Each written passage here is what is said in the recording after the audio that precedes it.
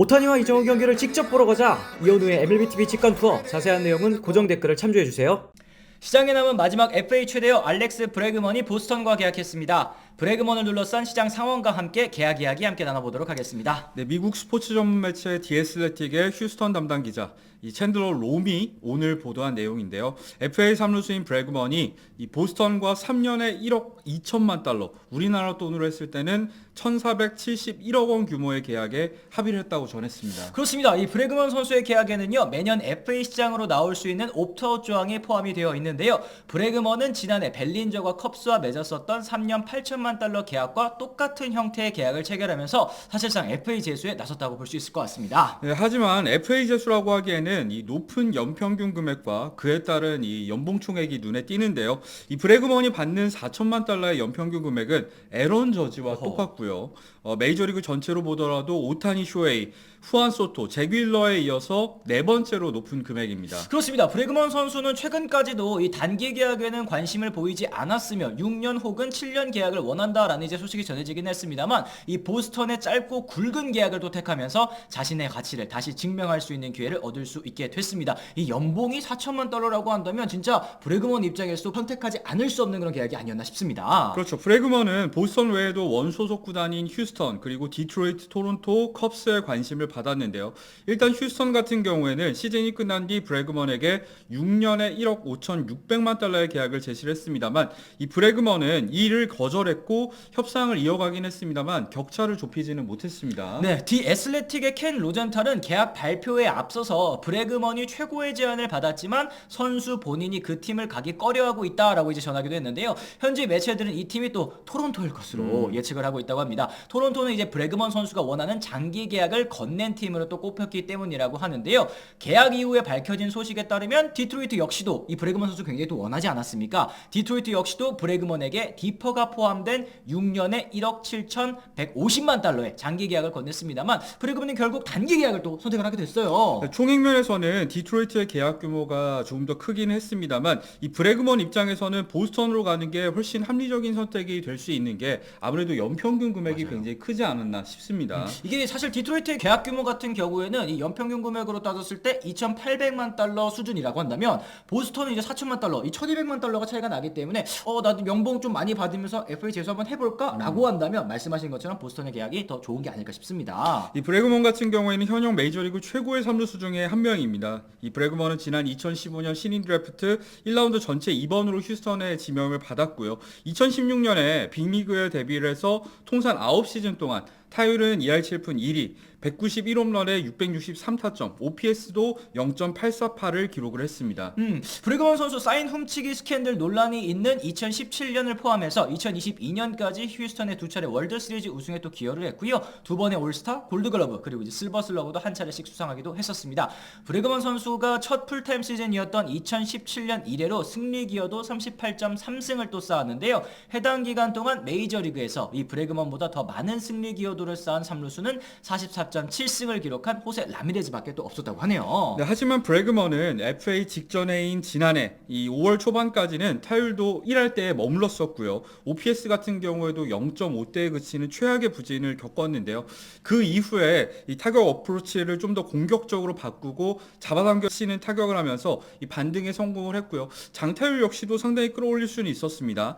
시즌 성적으로 살펴볼 때는 2할 6푼의 타율에 26홈런, 75타점에 OPS 같은 경우에 0.768로 시즌을 마감할 수가 있었습니다. 그렇습니다. OPS 같은 경우에는 예년에 OPS 0.8은 넘어주던 그때와는 비교했을 때 좀 모자라기는 합니다만 이 시즌 초반의 부진을 생각했을 때는 정말 엄청난 반등이 있었다라는 생각이 듭니다. 하지만 이 지난해 브래그먼 선수는 또 자신의 장점이었던 이 볼넷 비율이 많이 또 줄어들었다는 점이 걱정이 돼요. 그렇죠. 브래그먼 같은 경우에는 선구안이 최대 장점으로 뽑히는 선수인데 2023년에 이 타석당 볼넷 비율이 12.7%였는데 지난해 같은 경우에는 6.9%로 거의 절반 가까이 떨어지는 모습이 있었습니다. 그러면서 많은 우려를 모으기도 했고요. 이 31살을 앞둔 브래그먼의 하락세에 이 구단들 같은 경우에는 큰 계약을 주는 거를 아무래도 좀 꺼려하지 않았나 싶습니다. 그래서 결국 보스턴이 긴 협상 끝에 브래그먼을 잡을 수 있게 된 거죠. 맞습니다. 이제 브래그먼 선수 보스턴으로 가면서 이제 과거 휴스턴의 벤치 코치였던 알렉스 코라 감독과 또 재회할 수 있게 됐습니다.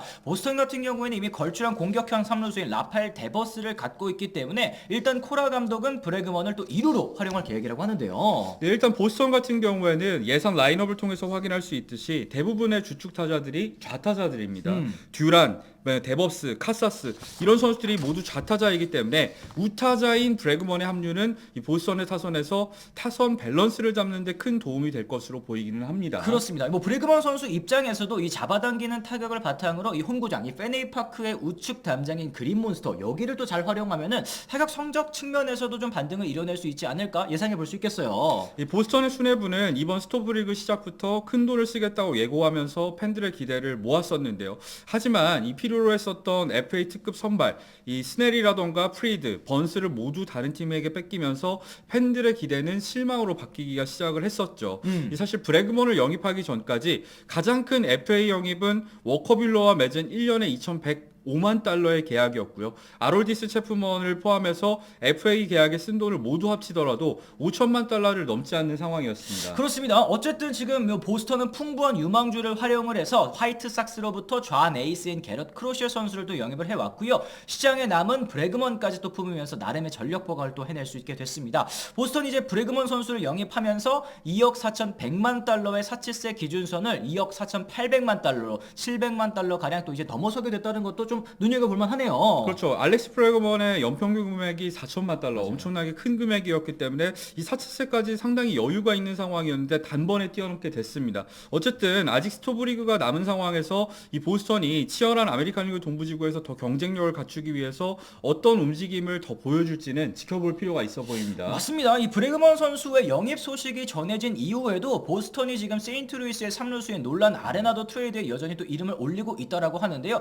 여전히 뭐 말씀하신 것처럼 좀 지켜볼 필요가 있어 보이는 것 같고, 일단 이 브래그먼 선수의 계약을 평가하신다면 현 의원님께서는 좀 어떻게 말씀해 주실 수 있을까요? 저 브래그먼의 입장에서는 지금 상태에서 받을 수 있는 최선의 선택을 내렸다고 보여지고요. 이 보스턴 입장에서도 사실 연평균 금액은 굉장히 크게 높이기는 했습니다만 이 보스턴이 최근에 장기 계약 실패 사례들이 워낙에 많지 않았습니까? 그런 상황에서 계약 기간을 3년으로 끊었다는 측면에서는 보스턴 입장에서도 어쨌든 좋은 형태의 계약을 맺었다는 생각이 드는데요. 일단 브래그먼 같은 경우에는 2019년에 MVP 2위를 차지하긴 했습니다만 이후에 지속적으로 하락세가 있었거든요. 그리고 지난해 가장 크게 이 부진을 했었는데 이 반등에 성공할 수 있을지 다른 구단들은 살짝 의문을 보인 가운데 이 그린몬스터를 어떻게 활용하는지가 이 보스턴에서 반등에 상당히 중요한 요소로 작용하게 될 것 같습니다. 그렇습니다. 뭐 보스턴 입장에서도 지금 올라와야 되는 마이너리그에서 지금 담금질 중인 유망주들이 굉장히 많기 때문에 브래그먼이 올해 잘해줘서 바로 옵트아웃을 해준다면 너무나도 땡큐긴 하겠습니다만, 만약에 이제 벨린저처럼 팀에 남아버린다? 이러면 이제 팀 플랜에 있어서도 약간 좀 꼬일 수도 있을 것 같기는 합니다. 일단 이 보스턴도 이 아메리칸 리그 동부지구에서 또 성적을 좀 내야 되는 그런 입장일 텐데 올 시즌 성적은 또 좀 어떨까요?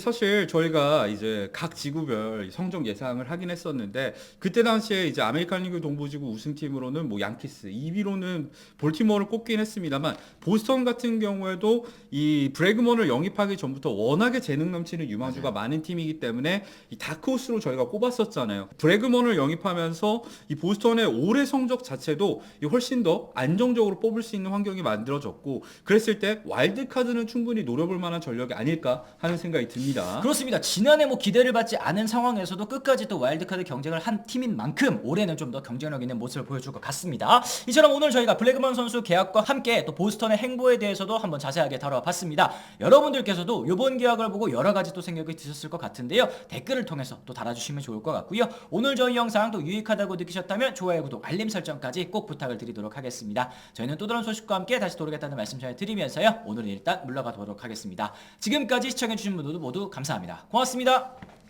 I'm ready to go. I'm ready to go.